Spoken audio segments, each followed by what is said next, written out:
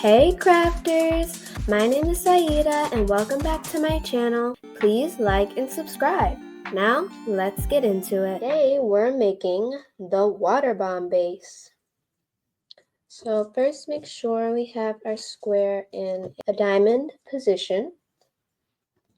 And we're going to fold it in half like we're closing a book.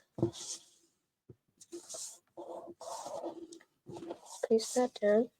Gonna open it back out and then do the same thing in a different direction. So we'll take this flap and fold it down here. So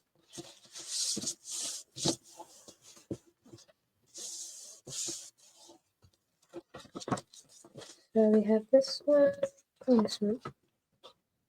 Next, we're going to turn it over into square position. And we're going to fold it in half like we're closing a book again. Crease. And then do the same thing in a different direction. Just like that. And that back out. And now, going to push this up, kind of. And those creases we just made with the square like position, we're going to push those in.